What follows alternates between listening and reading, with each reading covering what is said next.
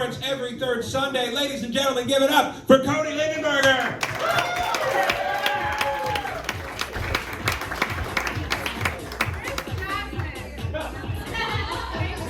Thanks, Jasmine. Thanks, guys.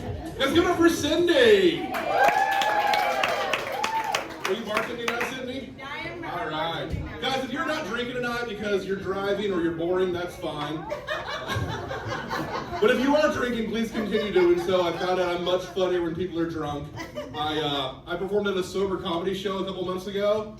It did not go well. Technically, it was a funeral, but I decided to tell a very tough room. R.I.P. Grandpa, we miss ya. No, that's not true. Actually, this is true. My grandfather died the day I turned 22 years old. Which, be careful with your birthday wishes, guys. Don't wish angry. No, he'd been very sick. He was in the hospital. My whole family was there with him. And it was just a very lackluster rendition of Happy Birthday that day. They phoned it in, I made him do it 3 times, too. I'm like, guys, a little energy. Who died? Oh, he did? My grandfather was blind, which I know you're not supposed to joke about. But he told me once that blind people actually really like jokes about blind people. So, well, he told that to someone he thought was me. I never talked to him. Blind people are creepy. Is everyone feeling good tonight? No one's sick? Yeah. I hate being sick. I had the flu last year. And it was so bad I actually had to pay money to go to a doctor, which is an entertainer. I'm not doing that very often. The doctor gave me medicine. They gave me an inhaler, which I had asthma as a kid, but I haven't used an inhaler since I was like 12 years old, and it kind of made me feel like a kid again to have it. Like I went home, I made SpaghettiOs for lunch, I watched cartoons all day, my parents got divorced again. It was nice. All of the medicine the doctor gave me had that same warning on it. You guys know that warning? Do not take if you drink more than 3 alcohol drinks per day. And I read that, and it struck me for the first time that if I wanted to get better, I had to stop drinking. So I died of the flu.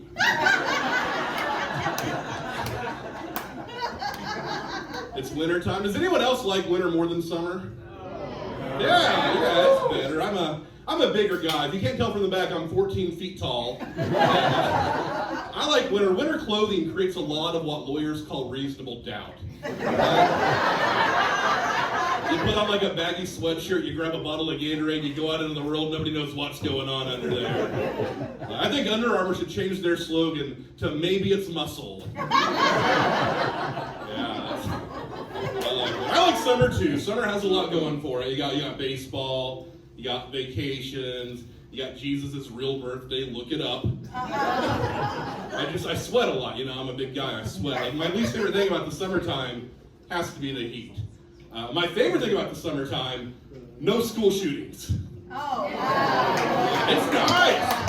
It's good, yeah. If you've grown up that joke, it sounds like you want there to be school shootings in the summer. You're like, why should they get 3 months off? I'm terrified year-round. Did anyone have a good Christmas? yeah. All right. Yeah, I did not. I was supposed to be in Hawaii for Christmas. So what happened last year, my mother was diagnosed with cancer. And the way she told me, it was our family doesn't talk about serious things. We don't like to talk about emotional things. My wife calls us monsters. She says, we're a family of emotionless monsters, which isn't fair, because monsters have emotions. They're always getting angry. So we're having dinner, and we're having Mexican food. It's me, my wife, my aunt, and my mom. And halfway through, my mom just sets down her silverware and she goes, well, I suppose I should tell you all I've been diagnosed with cancer. I'm having surgery in a week, and the doctor's very hopeful. My wife starts to cry. The human response to that. My aunt and I did not. My aunt goes, well, I don't like that very much. What'd you get cancer for, stupid? And I was like, thanks for ruining Mexican food, Mom. What am I going to do on Tuesdays now? You'll get that one on the way home. But she's fine now. She had surgery, she went through treatment, and this summer she got a clean bill of health. So we wanted to celebrate. We wanted to take her to Hawaii, because she's never been. Can you imagine? So I was planning this big trip for me, my wife, my brother, and my mom. And then in October, my wife found out she was going to be laid off for a couple of months. And so I talked to my mom and my brother, and I said, we can't go to Hawaii in December. We need to either push this trip back a few months, or you guys can just go by yourselves. And so they did. They just went to Hawaii without us. And they still made me plan the entire trip for them. Because I'm so good at it. Which was degrading. It was like your wife telling you she's cheating on you and being like, I'm leaving you for this guy, but could you go pick us up some condoms real quick? You know the good ones. You know what I like. Yeah, that's how I felt. So I just had to go home and do stuff without half my family there, which was fine. We went to my wife's family for a while. They live out in western Kansas. We found out my wife's family had a family reunion that they didn't invite my wife and I to. They didn't even tell us about it.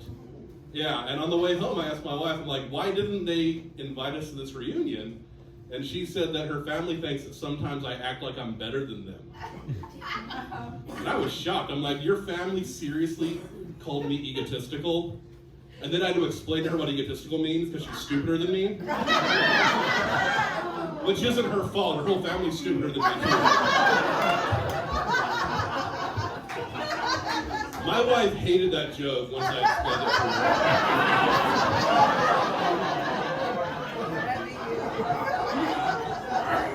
her. I visited my niece. My niece just turned 10, and for her 10th birthday, she got baptized in church back in November. And she asked me why I wasn't there. And I couldn't tell her the real answer, which is because God's a lie. Because 2 years ago, I spoiled Santa Claus, and I'm still hearing about that. So I told her it's because I don't love her. And that's better somehow. I hung out with my grandpa for a while. My grandpa just turned 90, and he bought himself a brand new truck. A beautiful 2020 Chevy Silverado, all the bells and whistles, which, I love you, Grandpa, but stop spending that money, man. What are you doing? I've looked the other way for way too many racist comments to not get something out of this relationship. You know what I'm saying? Oh, you didn't like that joke, did you? You don't know my grandfather. He could be a terrible person. He could have been a Nazi. My last name is Lindenberger. He probably was. My grandpa's truck confused him because he's 90. It has this display on it, and every time he would stop the truck, it would say, check back seat. And he didn't know why it said that, and I told him, that's to make sure you don't leave a child in your vehicle and kill them. Because God forbid that happened to a rich person's kid, right? You're not going to find that feature in a 98 Corolla, is what I'm saying. And I started thinking about all these safety features we have and all the things we've done to make driving safer, and I realized all we've done is make the world safer for stupid people. And I have a problem with that. You have all these stupid people who by all rights should have died in high school as God intended, and they didn't, and they got married to other stupid people and had stupid kids. We just wanted less people to die in car accidents, and now Donald Trump is president. Unintended consequences. I'm the only comic brave enough to go after the president.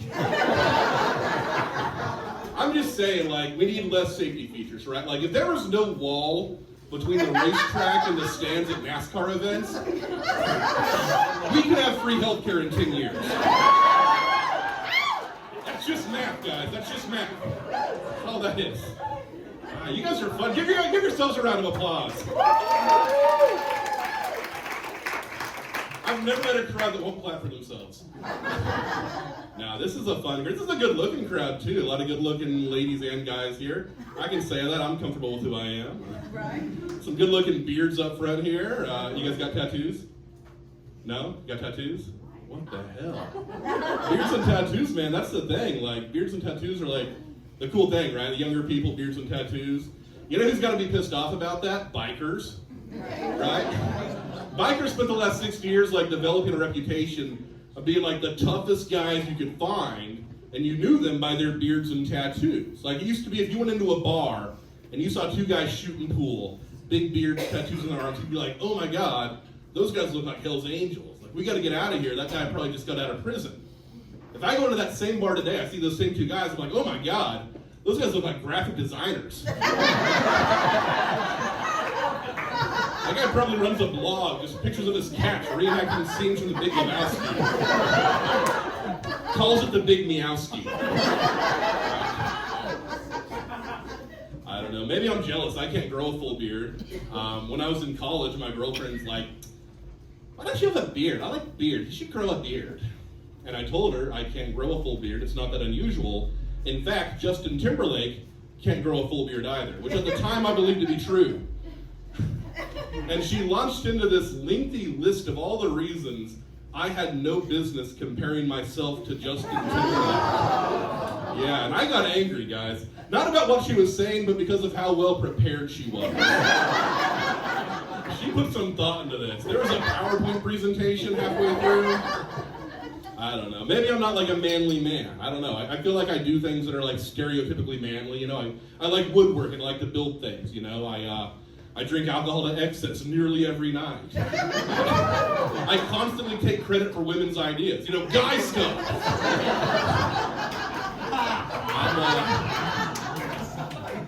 I'm not like a beer commercial guy, you know, I don't drive a big truck. My friends and I have never like stopped at a field just to play football. I've never had sex with twins, you know, or even a twin, to the best of my knowledge. Although it's never occurred to me halfway through sex to be like, hey, you know where I can find anyone else who looks just like you, but maybe talks a little less? Might cool the mood, right? I never got the twin thing either. Like, I've never once been ready to have sex. Be like, you know what would really take this up a notch for me? Some incest. Yeah. Let's get some family in here. How's your grandpa? Is he spry? Has he got good knees? Call him up. Let's get him in here. Do you guys think they should call having sex with a much older relative ancest? You guys are getting the gold tonight, man. Ancest and the Big Meowski, those are my money jokes.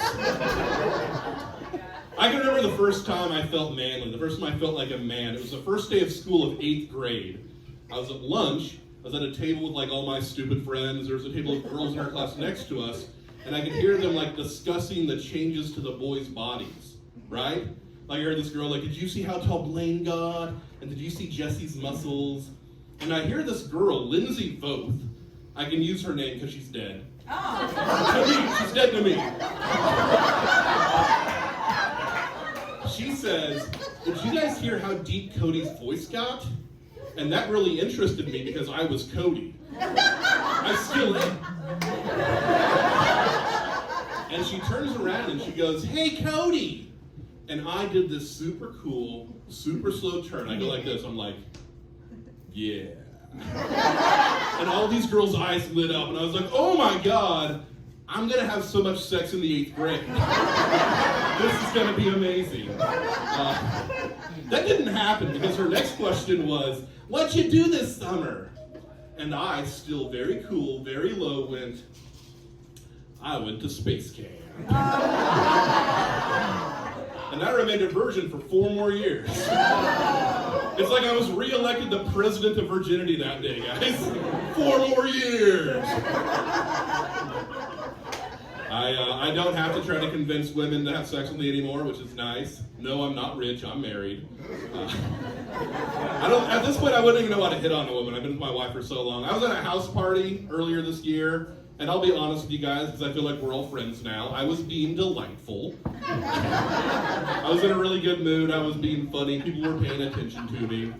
And my friend came over to me and was like, hey man, just so you know, that girl over there, she asked me what your deal is. Like asking whether I'm single or in a relationship. That's what she meant. That's not how I took it. I thought when she asked what my deal is, she was asking whether or not I'm autistic.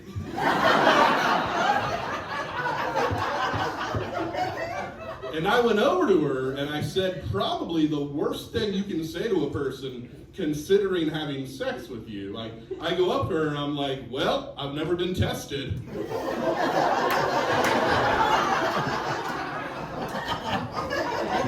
But I like patterns and I prefer even numbers, so we're doing this for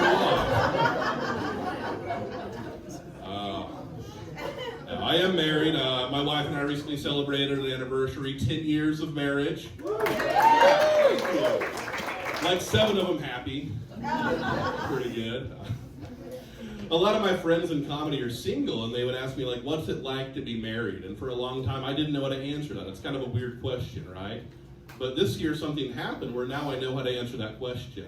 My wife received an award at her job. My wife is director of an early education child development center, which is like a preschool that costs 4 times as much. Yeah. And she'd been there for 15 years. So they did this big party, dinner, drinks, gave her an award, very nice. I was not invited. No, I had a show out of town, but I got back into town and I picked her up at like 11:30. She'd been drinking. And as we're driving home, the first thing she says is, I want mac and cheese. And I'm like, it's 11:30, you don't need mac and cheese. I want mac and cheese. I'm like, I'm tired, I don't want to make you that. I want mac and cheese. I'm like, you're going to get home, get in bed, and fall asleep. You do not need mac and cheese. But she wanted mac and cheese, so what'd I do, guys? I made her the mac and cheese. Yeah, I'm not an idiot. She took a shower, I heated it up. I even put it in a different bowl after I microwaved it, because I'm a gentleman. And as I bring her this mac and cheese down the hallway, and I get to the bedroom, guess what? She's asleep. It's adorable, right? So I woke her up. And I made her eat every bite of that macaroni and cheese. And to me, that's marriage. Just force-feeding pasta down a half-asleep woman while screaming, congratulations on your award!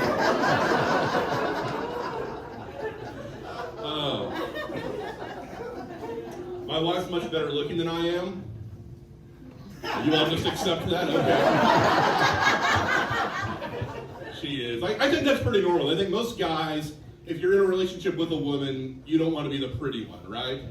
Like, no guy wants to bring a woman home to her family and have them be like, okay, is she funny? Which is probably the hardest part about being gay, is deciding who the ugly one is, right? Now that's a good joke, guys. I told that to some friends of mine who are gay and married, and they looked at each other, and you could tell that up until that moment, they both thought they were the good-looking one. And then 2 months later, they got divorced. So that's a powerful joke, you know? Now, my wife doesn't age. That's the thing. My wife still looks basically the same as she did when she met when she was 21, back when we met.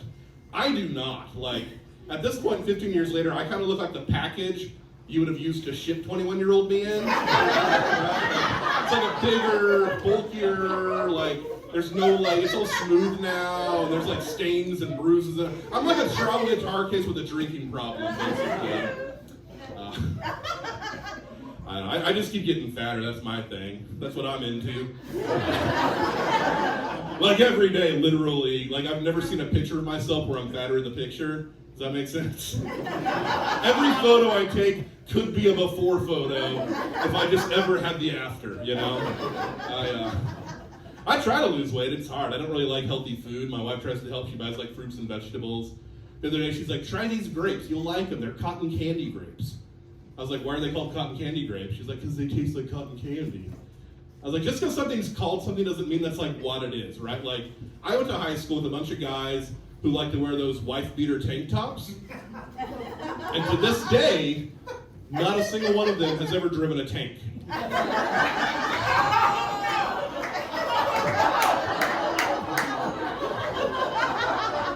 See, I thought I was going to say that none of the guys I went to high school with have ever beaten their wives, right? Believe me, I wish I could. One of my friends tried to help me. She told me that when she diets, she likes to play a game where she sees how long she can go each day before she eats any food. And I was like, yeah, when I was 12, I tried to use my neighbor's shop vac to masturbate. Because I thought we were just comparing stupid ideas. Didn't get it.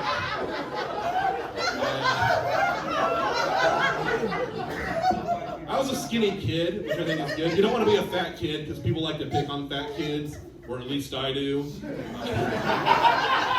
I grew up in a very small town, and when I was in junior high, there was this kid, he was heavier, and we would pick on him after lunch. We would all walk in circles around him, and he'd be like, "What are you doing?" And we're like, "You're so fat, your gravity has drawn us into orbit."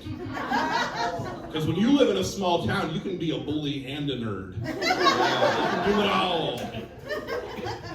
Last summer, my mom sent me a newspaper article. That kid that we bullied back in junior high, he was arrested for child molestation. Yeah, he was just convicted about a month ago. And I thought about that, and I thought about all the things we had done to him, all the times we had bullied him, and honestly, I felt terrible, you know, because I'm sure if we had just bullied him a little bit more, we could have made him kill himself. And then I'd be a hero. I'd be a hero.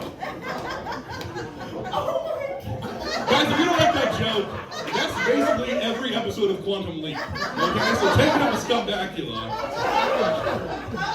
I can't leave you with that. Guys, Happy New Year's. Raise your glass.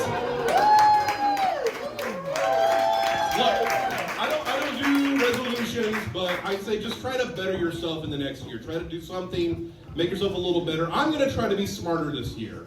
I wasn't very smart in 2019. This summer, I noticed my face was like looking older, so I bought some like facial cleanser and facial moisturizer to try to take care of it. It cost like $11 a piece, so I really read the instructions, you know. The facial cleanser, here's what it said. It said, wet face with warm water, so I did that. It said, apply cleanser in gentle semicircular motion, so I did that. The next day, I told my wife, I'm like, I kind of feel itchy, like maybe I'm allergic to this stuff. She's like, well, how long did you leave it on? I was like, well, how long was I supposed to? She's like, a minute? How long did you leave it on? I was like, 18 hours and counting? It didn't say to remove it. It cost $11. So for a week, I had a chrysanthemum scented rash. Guys, I'm Cody Lindenberger. Thank you so much.